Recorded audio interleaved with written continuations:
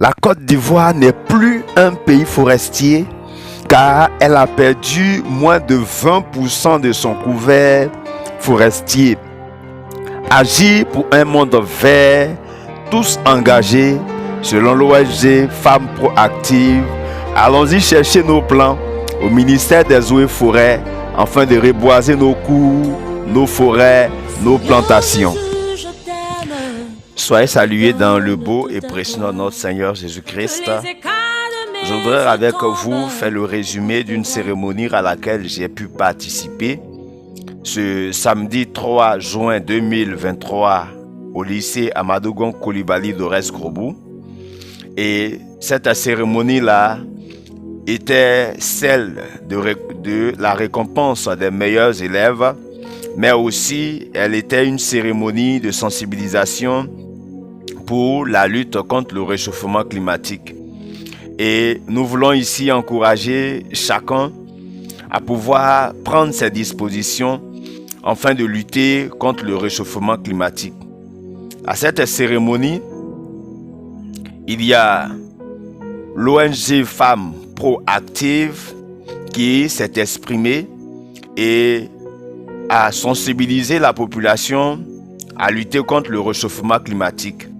Grâce à cette ONG, il y a la structure du ministre Charles Donvaï qui a fait don des arbres au lycée pour qu'ils puissent reboiser des espaces.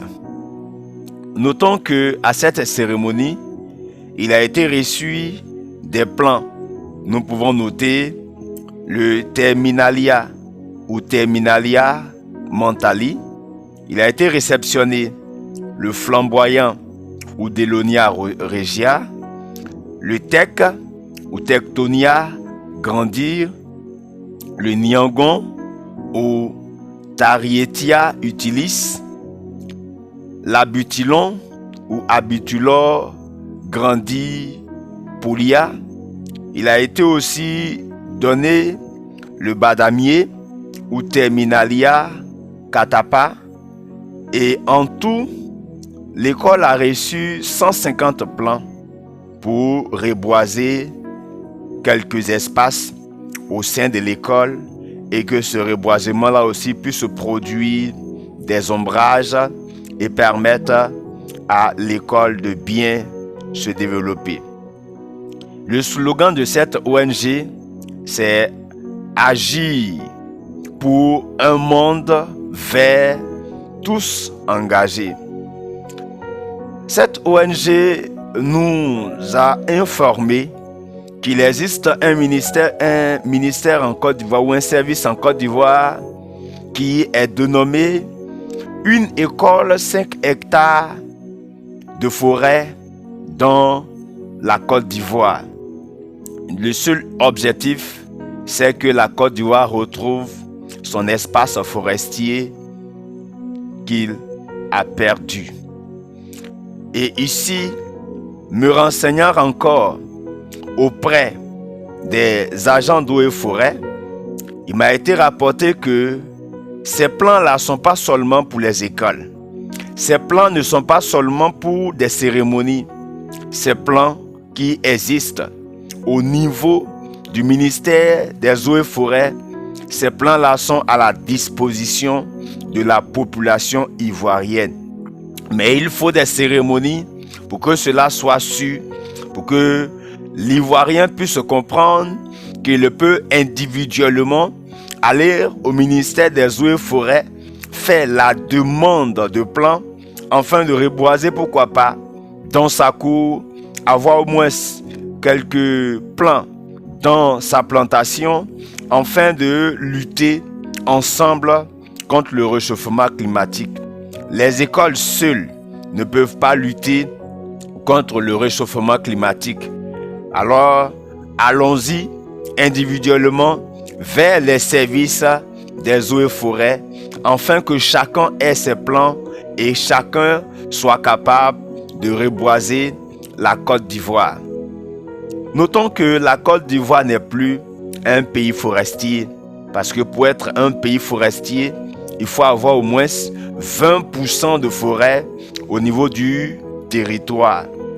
La Côte d'Ivoire était à 16 millions d'hectares en 1960 de forêt.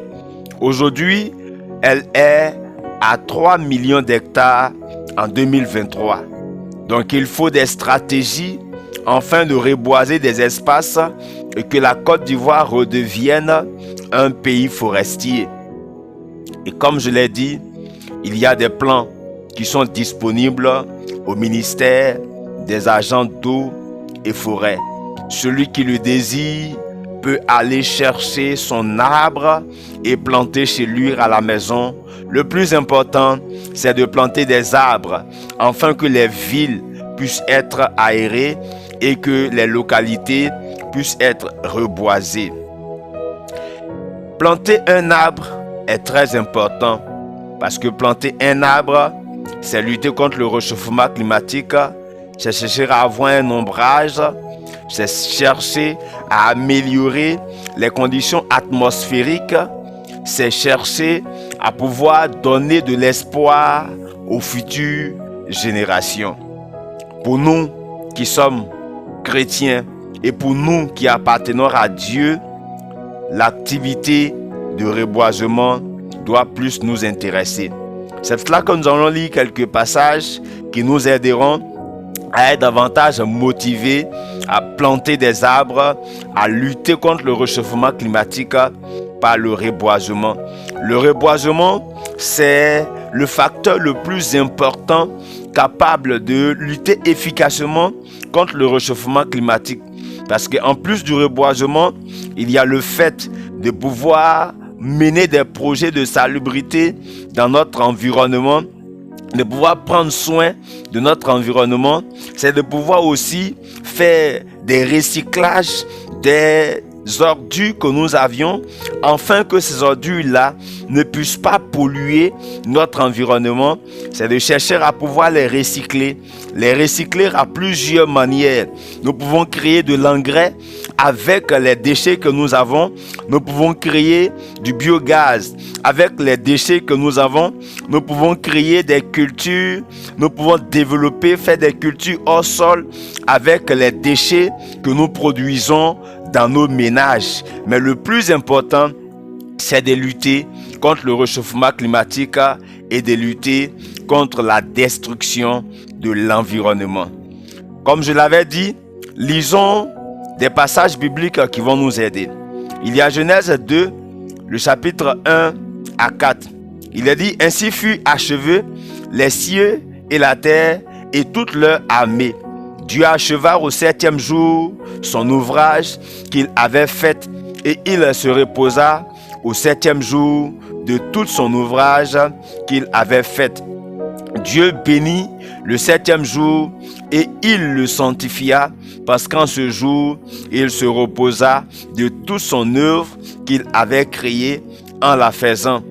Voici les origines des cieux et de la terre quand il fut créé. Au verset 15, nous allons le lire ensemble. L'Éternel Dieu prit l'homme et le plaça dans le jardin d'Éden pour le cultiver et pour le garder. L'Éternel Dieu donna cet ordre à l'homme: tu pourras manger de tous les arbres du jardin, mais tu ne mangeras pas de l'arbre de la connaissance du bien et du mal, car le jour où tu en mangeras, tu mourras. Je voudrais ici nous rappeler deux mots. Le premier mot, c'est le jour sanctifié. Le jour sanctifié, c'est un jour de dédicace. C'est un jour de consécration. C'est en ce jour que Dieu décide de remettre entre les mains des hommes ce qu'il a créé, de remettre entre les mains des gardiens, des cultivateurs ce qu'il a créé. Quand on parle du jour qui est sanctifié, c'est le fait de pouvoir célébrer ce jour-là officiellement. C'est remettre entre les mains des hommes pour qui tout a été créé. Il s'agit de donner à l'homme sa création en louage. C'est-à-dire Dieu donne à l'homme ce qu'il a créé pour un temps, afin que l'homme puisse en prendre soin comme quelqu'un qui va louer une maison. Dieu a cédé sa création aux hommes. C'est ce que nous devions comprendre du 7e jour sanctifié. C'est un jour de célébration, c'est un jour de joie publique. C'est comme quand aujourd'hui en Afrique, ou si nous voulons, il y a ici, quand il y a la construction par exemple d'un pont, il y a un jour qui est dédié, et ce jour-là, c'est ce jour-là que par exemple le gouvernement ou bien le donateur remet l'ouvrage entre les mains de ceux pour qui l'ouvrage a été conçu.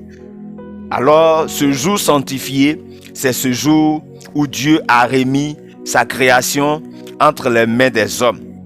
Le deuxième mot, c'est la mort. La mort qui survient. Cette mort-là doit nous interpeller. Cette mort doit nous emmener à pouvoir bien agir. Il est dit que Dieu a remis tout entre les mains des hommes, mais il y a des choses que Dieu demande à l'homme de ne pas faire. Alors si l'homme arrive à faire ces choses que Dieu lui a demandé de ne pas faire, ces choses-là qu'il a faites peuvent causer sa mort. Et quand on parle de mort, il y a plusieurs personnes qui pensent que cette mort-là est peut-être fortuite. Non, c'est une mort progressive. Je donne un exemple simple. Quand on demande de ne pas jouer avec le fusil, c'est important pour nous parce que si nous jouons avec ce fusil-là, il peut nous tuer nous-mêmes. Mais si nous utilisons mal ce fusil et qu'il tue, c'est la faute à qui alors? C'est la faute à celui qui a été interpellé à bien utiliser ce fusil. Dieu ici nous interpelle au bon usage de ce qu'il a créé. Dans un premier temps, il savait qu'il y avait quelqu'un qui pouvait pousser l'homme à mal utiliser ce qu'il a créé. C'est pour cela qu'il prend le temps d'interpeller l'homme au bon usage. Et cette mort, comme je l'ai dit, c'est une mort progressive. C'est progressivement que la mort survient. Il y a la mort qui survient quand un homme est loin de Dieu, quand un homme n'a pas reçu Dieu. Mais aussi, il y a la mort qui survient quand les hommes utilisent de la mauvaise manière ce que Dieu a créé. Aujourd'hui, le monde souffre. On parle du réchauffement climatique parce que les humains ont surexploité ce que Dieu a créé. Parce que les humains ont mal utilisé ce que Dieu a créé. Il y en a qui conservent ce qu'ils ont de naturel et vont exploiter pour les autres parce qu'ils sont plus riches. Il y en a qui créent beaucoup d'effets de gaz à effet de serre dans le monde entier parce qu'ils sont plus riches. Mais aussi il y a les pauvres qui acceptent d'être exploités, d'être surexploités parce qu'ils se disent qu'ils ont besoin d'argent pour se développer. Ils préfèrent mourir progressivement que de pouvoir vivre longtemps. Je voudrais ici interpeller chacun de nous afin que chacun puisse désormais prendre ses dispositions. Gouvernement, responsable de localité, député, que chacun puisse jouer son rôle. Ce que Dieu nous a cédé, il faut que cela soit bien utilisé afin que l'homme puisse vivre encore longtemps sur cette terre. L'espérance de vie est 120 ans selon que Dieu nous l'a donné. Mais l'homme, par sa mauvaise utilisation de la création de Dieu, cette espérance s'est réduite de moitié à 60 ans aujourd'hui. L'homme a la possibilité de vivre longtemps, mais en prenant soin de son environnement, en prenant soin de tout autour de lui. Donc il sait, c'est pour encourager l'homme au reboisement, encourager l'homme à pouvoir prendre soin de son environnement, encourager l'homme à avoir des gestes capables de sauver son monde parce que le monde a besoin de l'homme qui l'a surexploité. Ce matin, c'est ce rapport-là que je voudrais adresser à chacun afin que chacun puisse prendre ses dispositions et agir pour un monde vert tous engagés. C'était le couple Kei. Que Dieu vous bénisse. Amen.